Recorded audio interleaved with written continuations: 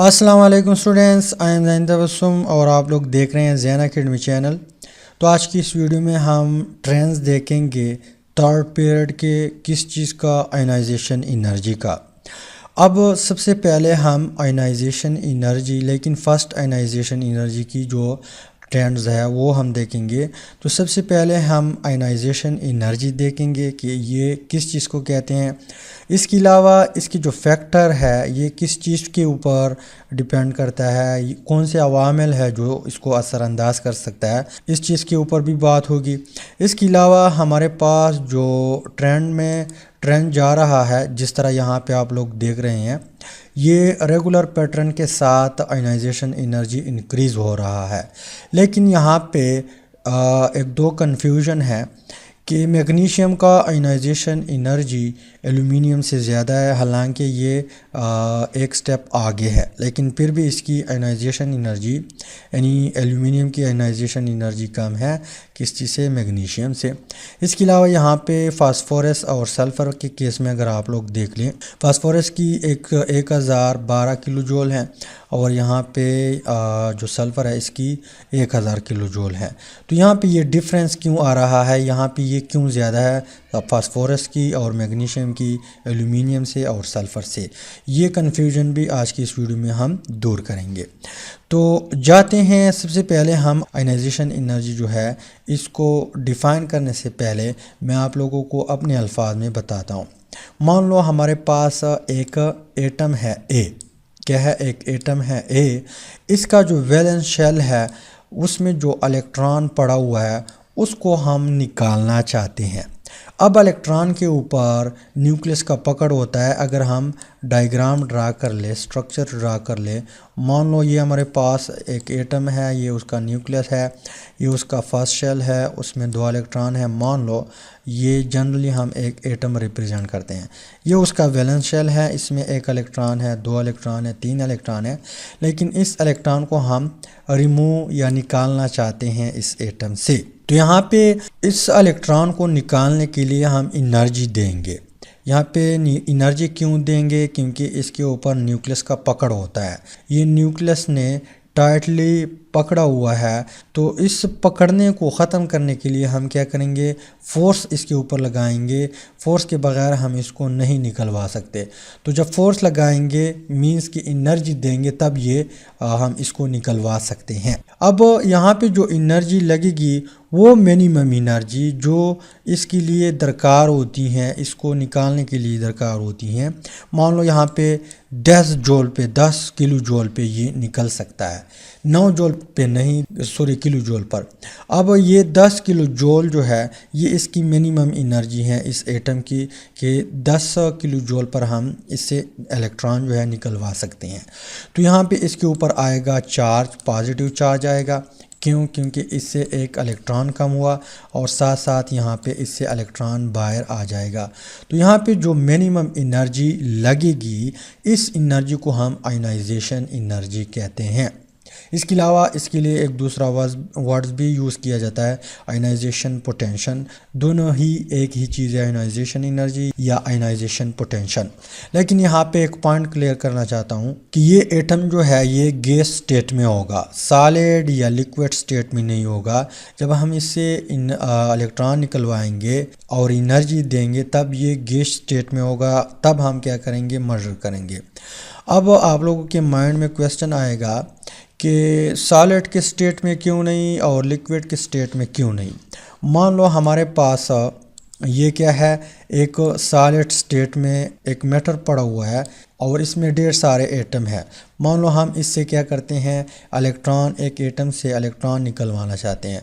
तो जब हम इसको एनर्जी देंगे, क्या देंगे, एनर्जी, तो एनर्जी पहले इसको क्या करेगा, लिक्विड में कन्वर्ट करेगा। ये एनर्जी जब हम इसको देते हैं तो पहले ये लिक्विड में कन्वर्ट होगा। मान लो ये लिक्विड में कन्वर्ट हुआ, यानी इस एनर्जी पे हम इससे इलेक्ट्रॉन नहीं निकलवा सकते। क्यों? क्योंकि ये पहले सॉलिड स्टेट से लिक्विड स्टेट में कन्वर्ट होगा। फिर जब हम यहाँ पे एनर्जी देंगे, इसके बाद ये गैस स्टेट में कन्वर्ट हो जाएगा। मान लो ये इसके पार्टिकल है गैस स्टेट में आ चुके हैं। अब इसके बाद जब हम एनर्जी देंगे तब पॉसिबिलिटी है कि इसका जो वैलेंस इलेक्ट्रॉन है वो विड्रॉ हो सके, वो हम रिमूव कर सके उस एनर्जी से। तो गैस हालत में जब हम एनर्जी देंगे तब हम काउंट करेंगे, हम मेजर करेंगे कि कितनी एनर्जी लगती हैं इसका वैलेंस इलेक्ट्रॉन रिमूव करने के लिए। तो वो एनर्जी फिर हमारे पास आयनाइजेशन एनर्जी होगी, राइट। अब हम क्या करते हैं, डिफाइन करने की कोशिश करते हैं, डिफिनीशन लिखते हैं, फिर फैक्टर की तरफ जाते हैं। तो सबसे पहले आप लोग डिफिनीशन नोट करें। तो यहाँ पे डिफिनीशन कुछ इस तरह है कि the minimum amount of energy required to remove the valence electron from outermost shell. एक एटम है, हम यहाँ पे रियल एग्जांपल लेते हैं। मान लो हमारे पास क्या है, सोडियम है। क्या है, सोडियम है, ये उसका न्यूक्लियस है, ये उसका फर्स्ट शेल है, इसमें 2 इलेक्ट्रॉन है। इसके अलावा ये उसका सेकंड शेल है, इसमें 8 इलेक्ट्रॉन है 2, और ये उसका वैलेंस शेल है। क्या है, वैलेंस शेल है। तो यहाँ पे 1 इलेक्ट्रॉन पड़ा हुआ है। और ये कौन सा एटम है, सोडियम, Na, सोडियम एटम है। तो यहाँ पे the minimum amount of energy required to remove the valence electron, यहाँ पे इस वैलेंस इलेक्ट्रॉन के लिए जो मिनिमम एनर्जी रिक्वायर होती हैं from the outer most shell, ये आउटर मोस्ट शेल है ऑफ गैसेस एटम, ये गैसेस हालत में होगा, to form the positive ion, ये जब इलेक्ट्रॉन रिमूव करेगा तब सोडियम के ऊपर कौन सा चार्ज आएगा, पॉजिटिव, क्योंकि एक नेगेटिव चार्ज इससे चला गया और एक पॉजिटिव चार्ज बढ़ गया इलेक्ट्रॉनों से। पहले तो बराबर थे 11 पॉजिटिव चार्ज 11 नेगेटिव चार्ज। अब एक पॉजिटिव चार्ज इंक्रीज़ हुआ तो यहाँ पे पॉजिटिव आयन बना। इसके अलावा यहाँ पे इलेक्ट्रॉन भी रिमूव हुआ। और यहाँ पे आगे क्या कहते हैं, to form the positive ion is called ionisation energy. इस एनर्जी को यहाँ पे जो हम एनर्जी देंगे और इस जो वैलेंस इलेक्ट्रॉन रिमूव करेंगे इसको हम क्या कहते हैं, आयनाइजेशन एनर्जी कहते हैं। इसके अलावा यहाँ पे आयनाइजेशन एनर्जी जो है इसको हम रिप्रेजेंट करते हैं IE से, IE, राइट। इसके अलावा इसकी जो यूनिट है, यूनिट वो हम इलेक्ट्रॉन वोल्ट पर एटम इसमें काउंट करते हैं। लेकिन ज़्यादातर यहाँ पे इलेक्ट्रॉन जो है वो बहुत स्मॉल होता है तो इसकी एनर्जी यहाँ पे मेजर करना बहुत मुश्किल काम है। तो हम इसको क्या करते हैं, मोल में लेते हैं। तो मोल में इसकी जो एनर्जी होगी वो किलो जूल होगी, किलो जूल पर मोल। अब यहाँ पे सोडियम के केस में अगर हम 1 मोल ले ले, 1 मोल सोडियम ले ले, कितना, 1 मोल, यानी 6.022 × 10⁻23 सोडियम एटम ले ले। लेकिन किस हालत में होगा, गैस हालत में होगा। इसको जो एनर्जी रिक्वायर होती है यहाँ पे 1 मोल के लिए वो कितनी है, 496 किलो जूल पर मोल। 1 मोल सोडियम हम उठाते हैं, उसमें कितने सोडियम होंगे, 6.022 × 10⁻23। यहाँ पे आयन कितने बनेंगे, 6.022 × 10⁻23। इसके अलावा मोल कितने होंगे सोडियम आयन के, 1 मोल होगा। इलेक्ट्रॉन कितने होंगे, 6.022 × 10⁻23 होंगे। और यहाँ पे जो इसके लिए एनर्जी रिक्वायर होती है, मिनिमम एनर्जी, वो होती है 496 किलो जूल। 1 मोल के लिए 496 किलो जूल एनर्जी रिक्वायर होती हैं। और सबकी जो वैलेंस शेल इलेक्ट्रॉन है वो हम निकलवाते हैं। इसके अलावा अगर हम मैग्नीशियम देख ले और उसमें सेकंड आयनाइजेशन देख ले तो यहाँ पे एक क्वेश्चन क्रिएट होता है, इसलिए मैं आप लोगों को बता रहा हूँ कि एनर्जी जब हम सेकंड आयनाइजेशन क्या करते हैं, देखते हैं तो वहाँ पे एनर्जी काफ़ी ज़्यादा लग जाती है। जैसा कि मैग्नीशियम, उसका डायग्राम मैं ड्रा नहीं करता, मैग्नीशियम का डायग्राम सेम टू सेम इस तरह है, लेकिन यहाँ पे वैलेंस शेल में 2 इलेक्ट्रॉन है। तो Mg जो है, Mg अगर हम 1 मोल ले लें, कितना, 1 मोल, राइट। और इसको हम इसका जो वैलेंस इलेक्ट्रॉन है उन सब का, यानी 6.022 × 10⁻23 इसमें मैग्नीशियम के एटम होंगे। तो यहाँ पे जो मैग्नीशियम के लिए एनर्जी रिक्वायर होती है, मिनिमम आयनाइजेशन एनर्जी, वो कितनी होगी, 738 किलो जूल पर मोल। यहाँ पे सोडियम के साथ अगर इसको कंपेयर करें, ये दोनों 3rd पीरियड के मेंबर है, यहाँ पे कम है आयनाइजेशन एनर्जी, यहाँ पे ज़्यादा है। क्यों? क्योंकि न्यूक्लियर चार्ज ज़्यादा हुआ, न्यूक्लियर चार्ज फैक्टर में आता है तो आप लोगों को पता चल जाएगा। इसके अलावा यहाँ पे हम साथ साथ प्लस भी लिखते हैं। प्लस का मतलब ये है कि इतनी एनर्जी हम देते हैं, अगर माइनस होता तो उतनी एनर्जी रिलीज़ होती, लेकिन यहाँ पे हम प्लस लिखते हैं तो इतनी एनर्जी रिक्वायर्ड होती है। तब हम मैग्नीशियम से 1 मोल मैग्नीशियम उठाए तो इतनी एनर्जी देंगे, फिर सबका जो वैलेंस शेल इलेक्ट्रॉन है वो रिमूव हो जाएगा। अब मान लो ये डायग्राम मैग्नीशियम क्या है, एक इलेक्ट्रॉन रिमूव हुआ, यहाँ पे एक बचा हुआ है, तो मैग्नीशियम के ऊपर ऑलरेडी पॉजिटिव चार्ज आ चुका है, मैग्नीशियम आयन बन चुका है। अब हम अगर मैग्नीशियम से दूसरा इलेक्ट्रॉन निकलवाए तो एनर्जी काफ़ी बढ़ जाती है, आयनाइजेशन एनर्जी काफ़ी बढ़ जाती है। क्यों? यहाँ पे मैं आंसर देता हूँ, लेकिन पहले यहाँ पे जो इक्वेशन है उसको लिख ले। इसके ऊपर +2 चार्ज आ जाएगा क्योंकि 2 इलेक्ट्रॉन निकल जाएंगे, 2 प्रोटॉन ज़्यादा हो जाएंगे, तो यहाँ पे हम +2 चार्ज लिखेंगे। यहाँ पे एक इलेक्ट्रॉन पहले निकला हुआ था, एक दूसरा निकल गया। यहाँ पे जो आयनाइजेशन एनर्जी लगती हैं वो होती हैं 1450 किलो जूल।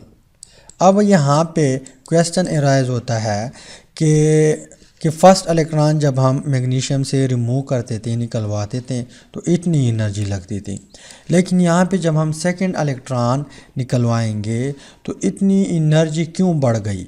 यानी मैग्नीशियम अगर आयन हम उठाए 1 मोल उठाए तो इसके लिए 1450 किलो जूल एनर्जी लगती हैं। क्यों?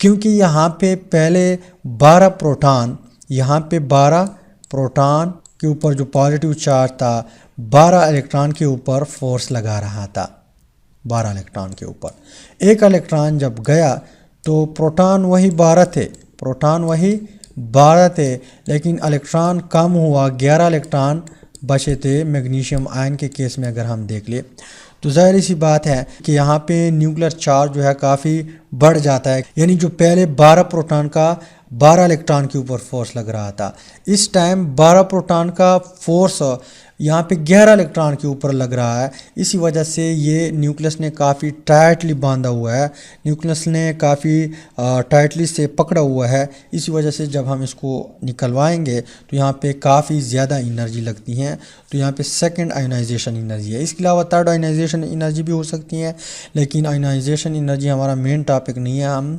पीरियड में जाएंगे, इसी वजह से थोड़ा बहुत हम यहाँ पे डिस्कस करते हैं। अब यहाँ पे हम जाते हैं फैक्टर की तरफ कि वो कौन कौन से फैक्टर है जो आयनाइजेशन एनर्जी को डिस्टर्ब करता है, या बढ़ाता है या घटाता है। दोनों असर इसके ऊपर डाल सकता है, या तो बढ़ाएगा या घटाएगा। तो factor affecting on ionisation energy में सबसे पहला जो फैक्टर है हमारे कोर्स में वो है न्यूक्लियर चार्ज और चार्ज ऑन न्यूक्लियस। एक ही मतलब है, मतलब न्यूक्लियर चार्ज कैसे अफेक्ट डालता है आयनाइजेशन एनर्जी के ऊपर। तो यहाँ पे नोट करें कि nuclear charge is directly proportional to ionisation energy. I means ionisation, E means energy. Nuclear charge का डायरेक्ट रिलेशन है। अगर न्यूक्लियर चार्ज ज़्यादा हो तो आयनाइजेशन एनर्जी भी ज़्यादा होगी, अगर न्यूक्लियर चार्ज कम हो तो आयनाइजेशन एनर्जी भी कम होगी। डायरेक्ट रिलेशन का आप लोगों को पता है। तो यहाँ पे मैं आप लोगों को एक ही ग्रुप के 2 मेंबर उठाता हूँ और उसका एग्जांपल हम देखते हैं, यानी उसका जो न्यूक्लियर चार्ज है वो हम देखते हैं। मान लो हमारे पास लिथियम है। क्या है? लिथियम। लिथियम के फर्स्ट शेल में 2 इलेक्ट्रॉन है, 2 इलेक्ट्रॉन, और लास्ट शेल में 1 इलेक्ट्रॉन है। मीन्स कि यहाँ पे इसका जो एटॉमिक नंबर है वो 3 है, मीन्स कि 3 प्रोटॉन है। यानी न्यूक्लियर चार्ज जो है या न्यूक्लियस का जो पावर है यहाँ पे 3 प्रोटॉन की वजह से है। यहाँ पे इसका अगर इस पीरियड का अगर हम दूसरा मेंबर उठाए, जैसे कि हमारे पास कार्बन है, कार्बन के फर्स्ट शेल में 2 इलेक्ट्रॉन है, राइट। इसके अलावा जो सेकंड शेल है उसमें 4 इलेक्ट्रॉन है। 4 इलेक्ट्रॉन मीन्स कि इसके पास टोटल 6 प्रोटॉन है। अब यहाँ पे वो 6 प्रोटॉन खींच रहा है, 6 प्रोटॉन खींच रहा है, यहाँ पे 3 प्रोटॉन खींच रहा है। तो आप लोग बताएं कि किसकी आयनाइजेशन यानी कौन पावर के साथ खींचेगा, यहाँ पे ज़्यादा एनर्जी लगेगा या यहाँ पे? डेफिनेटली यहाँ पे, क्योंकि यहाँ पे 6 बंदे उस इलेक्ट्रॉन को खींच रहा है, यहाँ पे 3 बंदे से उस इलेक्ट्रॉन को खींच रहा है। मान लो बंदे हैं, चार्ज क्या है, बंदे मान लो, तो 3 का फोर्स ज़्यादा होगा या 6 का ज़्यादा होगा? डेफिनेटली 6 का ज़्यादा होगा। तो यहाँ पे अगर हम 1 मोल कार्बन उठाए तो यहाँ पे 1086 किलो जूल एनर्जी लगती है, आयनाइजेशन एनर्जी, उसका जो वैलेंस इलेक्ट्रॉन है उसको रिमूव करने के लिए या निकालने के लिए, राइट। इसके अलावा यहाँ पे लिथियम के केस में अगर हम देख ले तो इसकी जो एनर्जी है, आयनाइजेशन एनर्जी, वो है 5000 पर मोल। 1 मोल उठाए लिथियम तो इतनी एनर्जी लगती है। तो डायरेक्ट रिलेशन है, न्यूक्लियर चार्ज का डायरेक्ट रिलेशन है।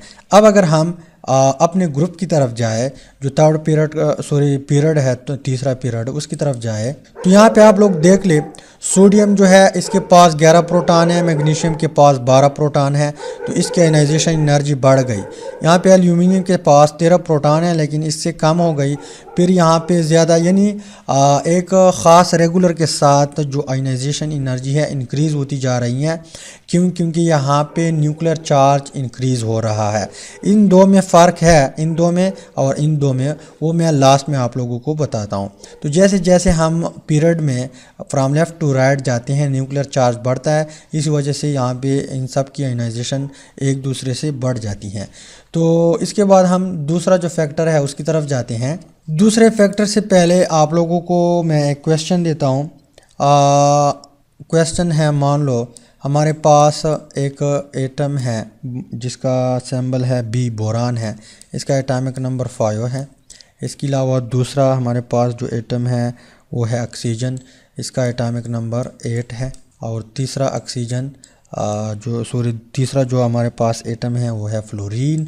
अब आप लोगों ने बताना है on the basis of first factor, nuclear charge के बेस पे। यहाँ पे 9 प्रोटॉन है, यहाँ पे 8 प्रोटॉन है, यहाँ पे 5 प्रोटॉन है, यानी न्यूक्लियर चार्ज यहाँ पे ज़्यादा है, यहाँ पे कम है, यहाँ पे तो आप लोग बताएं कमेंट बॉक्स में कि किसकी जो आयनाइजेशन एनर्जी है वो ज़्यादा होगी। तो ये है क्वेश्चन। अब हम जाते हैं, दूसरा फैक्टर है हमारे पास the distance of the outer most electron from the nucleus, या सिंपल अल्फाज में हम एटॉमिक रेडियस कहते हैं। तो यहाँ पे हम शॉर्टकट लिखते हैं, एटॉमिक रेडियस इज़, ये दूसरा फैक्टर है, is inversely proportional to ionisation energy. अगर एटॉमिक रेडियस ज़्यादा हो, अगर एटॉमिक रेडियस ज़्यादा हो तो आयनाइजेशन एनर्जी कम होगी। अगर एटॉमिक रेडियस कम होगा तो आयनाइजेशन एनर्जी क्या होगी, ज़्यादा होगी। तो यहाँ पे हम एक मिसाल लेते हैं, जैसा कि हमारे पास ये एक एटम है, जनरली एग्जांपल लेता हूँ, इसके 2 शेल है। कितने शेल हैं? 2 शेल। एक इलेक्ट्रॉन यहाँ पे पड़ा हुआ है। इसके अलावा इसके बरक्स एक दूसरा एटम है, उसमें 3 शेल है। कितने शेल है? 3 शेल। फर्स्ट शेल, इसके अलावा सेकंड शेल और इसके अलावा थर्ड शेल। तो यहाँ पे जो वैलेंस इलेक्ट्रॉन होगा वो न्यूक्लियस से दूर होगा, रेडियस ज़्यादा है तो आयनाइजेशन एनर्जी कम। रेडियस यहाँ पे कम तो आयनाइजेशन एनर्जी इसके मुकाबले में क्या है, ज़्यादा है। इसकी आयनाइजेशन एनर्जी ज़्यादा है, क्यों? क्योंकि रेडियस कम है। इसकी आयनाइजेशन एनर्जी कम है, क्यों? क्योंकि इसका रेडियस ज़्यादा है। इन्वर्सली रिलेशन रखता है। अब यहाँ पे सवाल ये है कि एटॉमिक रेडियस की वजह से जब हम एटॉमिक रेडियस इंक्रीज़ करते हैं या एटॉमिक रेडियस जब इंक्रीज़ हो जाता है तो आयनाइजेशन एनर्जी क्यों कम हो जाती हैं? तो यहाँ पे इसका आंसर हमारे पास ये है कि जितना रेडियस ज़्यादा होगा तो न्यूक्लियस से वो दूर होगा। जब दूर होगा तो न्यूक्लियस का पकड़ कम होगा, पकड़ कम होगा तो ये इलेक्ट्रॉन आसानी के साथ बाहर आएगा, आसानी के साथ आएगा तो मीन्स कि कम एनर्जी लगेगी। इस वजह से हमारे पास जो बड़े रेडियस वाला एटम होता है उसकी आयनाइजेशन एनर्जी कम होती है। तो ये हमारे पास दूसरा फैक्टर है। इसके अलावा यहाँ पे मैं आप लोगों को एक एग्ज़ाम्पल देता हूँ, जैसा कि हमारे पास बेरिलियम है, बेरिलियम इसका एटॉमिक नंबर कितना है? 4 है। इसके अलावा इस ग्रुप का दूसरा मेंबर है मैग्नीशियम, इसका एटॉमिक नंबर है 12। और इसका इस ग्रुप का, यानी हम नीचे आ रहे हैं, इसका थर्ड मेंबर है कैल्शियम, जिसका एटॉमिक नंबर है 20।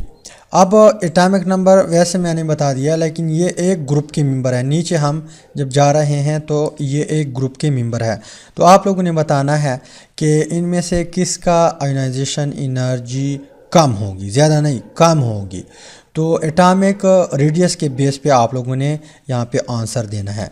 अब अगर हम ये जो फैक्टर है इसको हम अपने पीरियड पे, यानी जो थर्ड पीरियड है जो हमारा कोर्स है उसके ऊपर अप्लाई करके और देख ले, तो यहाँ पे अगर आप लोगों को प्रीवियस वीडियो याद हो जब हम एटॉमिक रेडियस डिस्कस कर रहे थे, तो फ्रॉम लेफ़्ट टू राइट जब हम जा रहे हैं पीरियड में तो पीरियड डिक्रीज़ होता है। क्यों?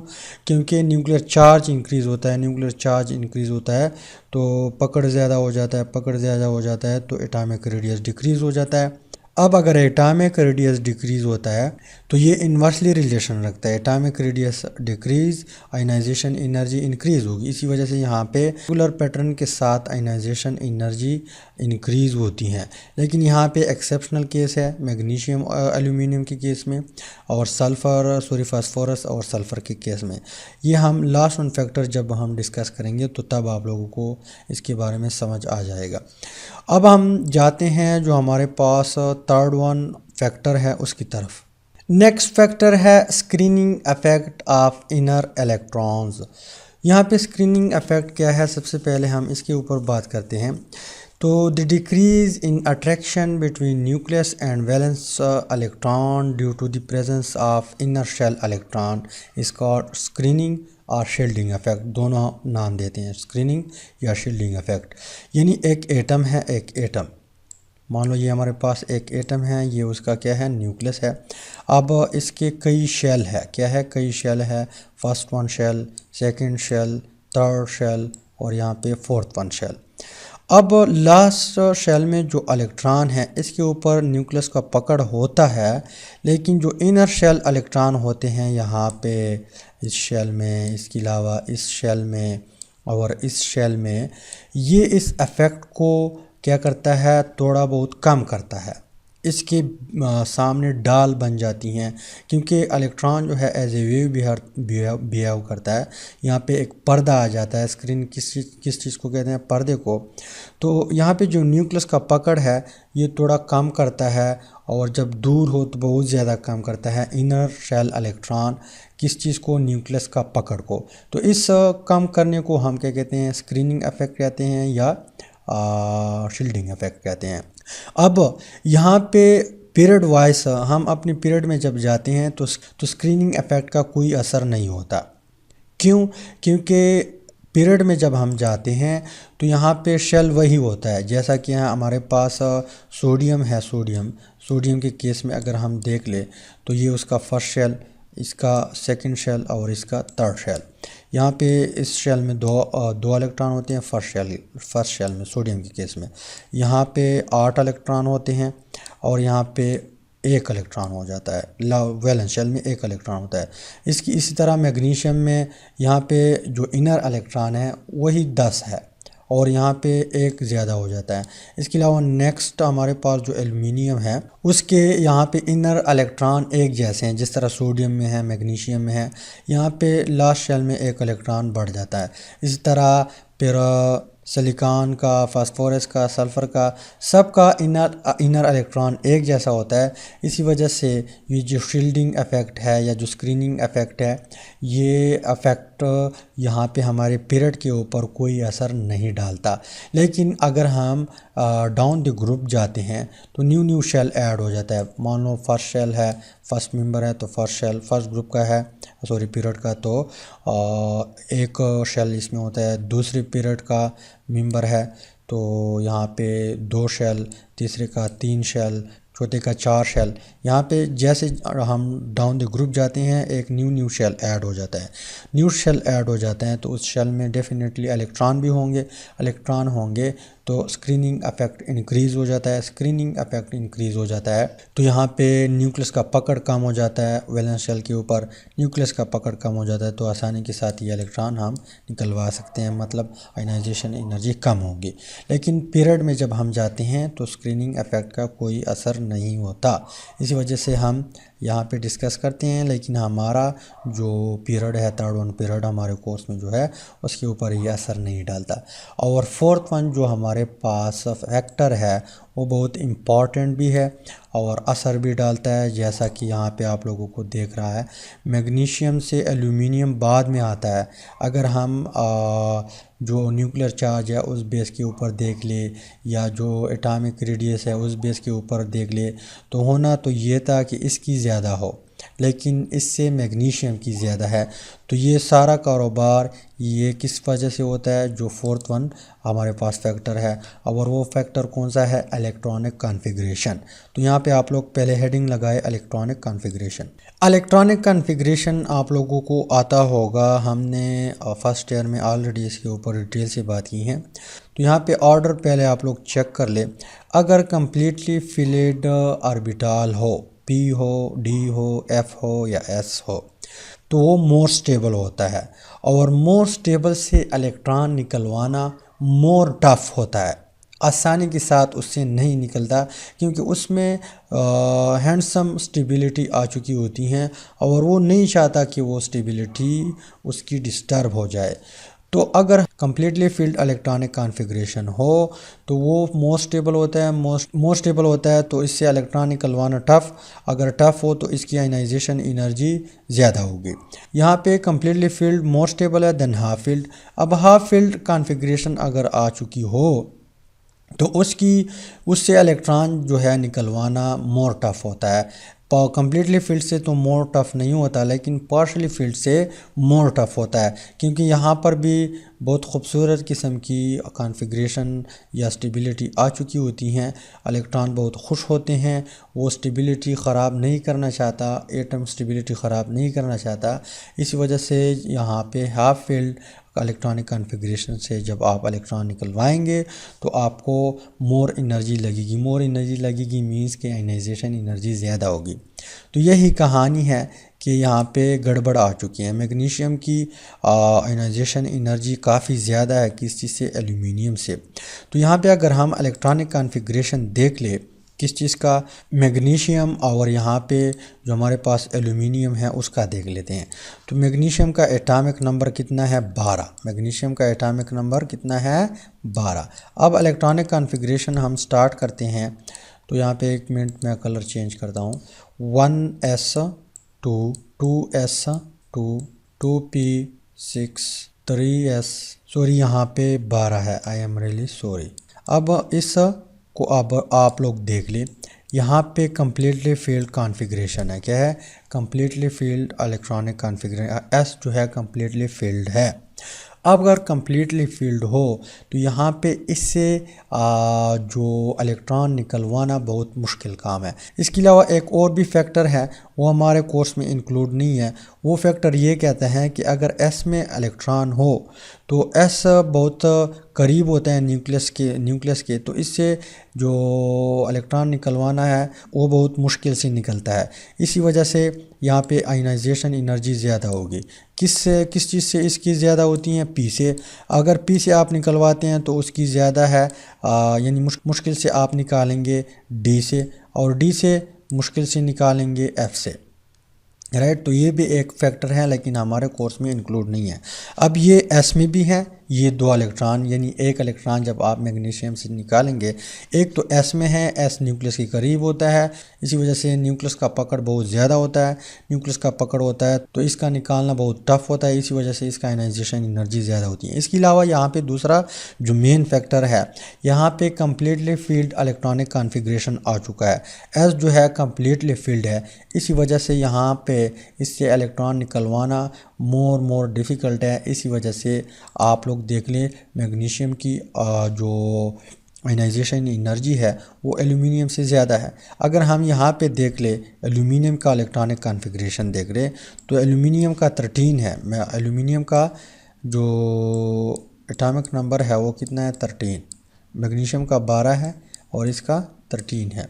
अब हम इसका कॉन्फ़िगरेशन चेक करते हैं। यहाँ तक तो सेम है, सॉरी पी तक, यहाँ तक सेम है।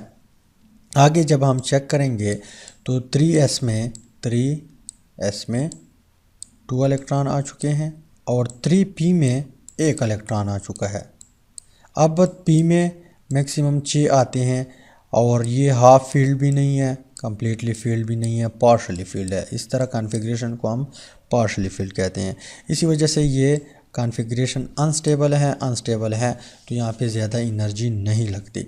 यही वजह है कि इलेक्ट्रॉनिक आयनाइजेशन एनर्जी मैग्नीशियम की ज़्यादा है, किस चीज़ से, एल्यूमिनियम से। इसके अलावा अगर हम यहाँ पे फास्फोरस और सल्फ़र के केस में देख ले तो फास्फोरस का एटॉमिक नंबर 15 है। यहाँ पे हम इलेक्ट्रॉनिक कॉन्फ़िगरेशन करते हैं, फास्फोरस का एटॉमिक नंबर कितना है, 15। अब 1s2 2s2 2p6 3s2 3p3। यहाँ पे आप लोग गिन ले 2 4 10 12 और 3 15। अब p आप लोग देख ले, इसमें मैक्सिमम 6 इलेक्ट्रॉन आते हैं, 3 ऑर्बिटल है इसमें, तो ये हाफ फील्ड है। और पहले मैंने आप लोगों को ऑर्डर बता दिया कि half field is more stable then partially field, half field is more stable then partially field. अब यहाँ पे बहुत अच्छी तरह से ये कॉन्फ़िगरेशन आ चुका है, तो ये फास्फोरस नहीं चाहता कि इसका कोई इलेक्ट्रॉन निकल जाए, यानी यहाँ पे बहुत टफ होता है निकालना। अगर टफ होता है तो एनर्जी भी ज़्यादा लगेगी, तो यहाँ पे आयनाइजेशन एनर्जी इसकी क्या होगी, ज़्यादा होगी। अगर हम यहाँ पे सल्फ़र के केस में देख ले, सल्फ़र का एटॉमिक नंबर 16 है, तो यहाँ पे पी में 4 इलेक्ट्रॉन आएंगे, तो यहाँ पे फिर हाफ फील्ड जो कॉन्फ़िगरेशन था वो डिस्टर्ब हुआ। यहाँ पे फिर पार्शली फील्ड कॉन्फ़िगरेशन आया। जब पार्शली फील्ड कॉन्फ़िगरेशन आया, अब यहाँ पे इलेक्ट्रॉन निकलवाना, यानी स्टेबिलिटी ख़त्म हो गई। स्टेबिलिटी जब ख़त्म हो गई तो यहाँ पे सल्फ़र जो है वो ये चाहता है कि ये वाला इलेक्ट्रॉन निकल जाए, तो यहाँ पे हमारा जो कॉन्फ़िगरेशन है वो हाफ फील्ड हो जाएगा। इसी वजह से यहाँ पे इसको थोड़ी सी एनर्जी देंगे तब ये निकल सकता है, थोड़ी सी तो नहीं, लेकिन यहाँ पे जो फास्फोरस है उसके मुकाबले में कम एनर्जी देंगे। अब यहाँ पे हमारा जो थर्ड पीरियड उसके ऊपर जो 3 फैक्टर हैं, एटॉमिक रेडियस वाला, न्यूक्लियर चार्ज वाला और यहाँ पे इलेक्ट्रॉनिक कॉन्फ़िगरेशन वाला, ये तीनों अप्लाई हो सकता है। लेकिन इलेक्ट्रॉनिक कॉन्फ़िगरेशन को प्रियॉरिटी दी है यहाँ पे, ये ख़ुद यहाँ पे ग्रुप प्रियॉरिटी देते हैं, हम नहीं देते, लेकिन आयनाइजेशन एनर्जी ने ख़ुद दी है। यहाँ पे इतनी लगती हैं, यहाँ पे कम लगती हैं।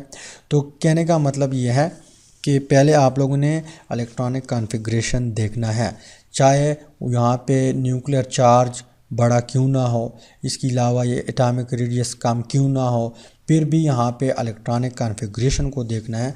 अगर क्वेश्चन आया एग्ज़ाम में, जैसा कि मैं आप लोगों को एक दूसरा क्वेश्चन देता हूँ, आप लोगों ने इसका आंसर देना है यही इलेक्ट्रॉनिक कॉन्फ़िगरेशन के बेस पे।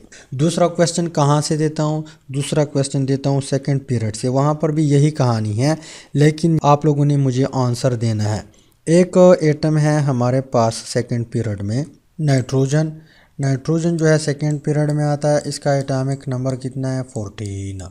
इसके अलावा एक दूसरा एटम इस पीरियड का मेंबर है, वो है ऑक्सीजन नाइट्रोजन के बाद आता है और एटॉमिक रेडियस भी ऑक्सीजन का क्या है, कम है। लेकिन आप लोगों ने मुझे आंसर देना है कि किसका आयोनाइजेशन एनर्जी ज़्यादा होगी और क्यों ज़्यादा होगी। क्यों, मैंने आप लोगों को ऑलरेडी बताया हुआ है इलेक्ट्रॉनिक कॉन्फ़िगरेशन। तो यहाँ पे ऑक्सीजन का एटॉमिक नंबर 16 है। आप लोगों ने मुझे बताना है कि आयोनाइजेशन एनर्जी इनमें से किसकी ज़्यादा है। तो यही केस आप लोग अप्लाई करें तो आप लोगों को आंसर बहुत आसानी के साथ मिल जाएगा। इस तरह बाकी जो पीरियड है उसमें भी आप लोग चेक कर सकते हैं।